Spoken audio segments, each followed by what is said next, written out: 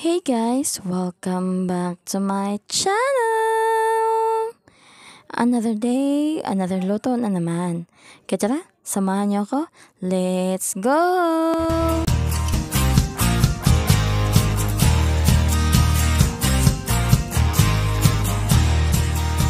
Before we start, I would like to thank all of my subscribers, new subscribers, viewers, silent viewers. Thank you so much for always supporting my channel.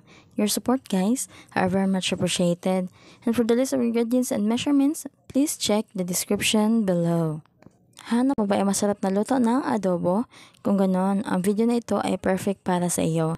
Dahil ang lulutuin natin for today ay adobo sa coke. At kung ano ang ingredients na gagamitin natin, please tapusin mo ang video na ito para malaman mo. First, naghiwa lang po ako dito ng mga sangkap.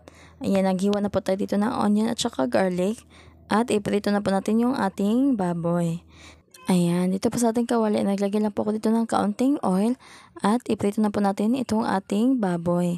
Itong baboy pala na gamit ko guys ay leg part. Nasa sa inyo na po kung anong baboy po or anong part po ng baboy yung gusto nyo pong gamitin. Pero ako, itong nabili ko po ay leg part at nasa 3/4 kilo po ito. I-fry lang po natin ito until po mag-light golden brown. Kaya po panay ang pagbaliktad ko po dito para po hindi po siya masunog. Napakasarap po talaga nitong recipe po na niluto po natin guys. Sarsa pa lang talaga ay ulam na. Talagang melts in your mouth po talaga sa sobrang lambot. At ayan, after po ng mga ilang minuto guys, ay ayan, okay na po itong ating baboy. Ayan, kita nyo naman po, medyo nag-light golden brown na po siya. Kaya hanguin na po natin ito at magisa na po tayo ng mga aricados.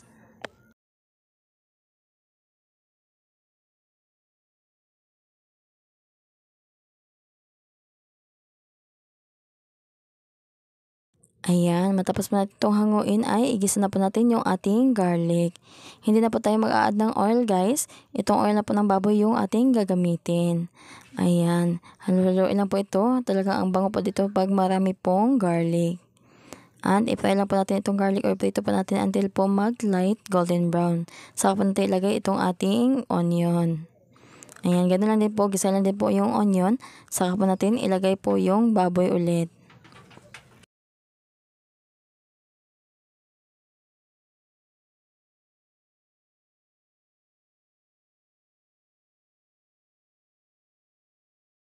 At ayan, mukhang okay na nga itong ating garlic at onion, kaya pwede nating i-add yung ating baboy.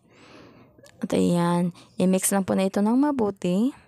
Talagang ang bango po talaga nito guys, lalo na po pag maraming garlic. At para po ito ay lumambot, ang gagamitin po natin dito ay coke. Mag-add po tayo ng 1 glass of coke.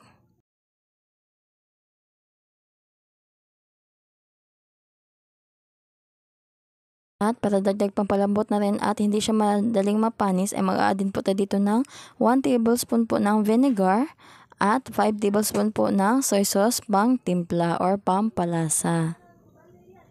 Pagka-add po natin ay huwag po munang haluin, takpan lang po. Hayaan po itong kumulo at mag-reduce po yung ating sabaw. Ayan, after 8 to 10 minutes ay nag-reduce na po ang sabaw po nito. At saka kita nyo naman po yan guys, napakalambot na po nitong ating baboy. At saka sarsa pa lang ay ulam na talaga. Ayan, haluin lang po natin ito ng mabuti.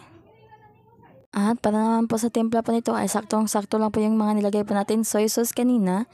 Kaya mag-a-add na lang po tayo dito ng pepper. Kayo po, nasa sa inyo na po kung anong seasonings po yung gusto nyo pong ilagay. Pero ako, pepper ay okay na po. Ayan, pagkatapos po mag-add ng pepper, ay halaluin na po ito ng mabuti to make sure po na ma-spread po yung ating mga nilagay po na pampalasa.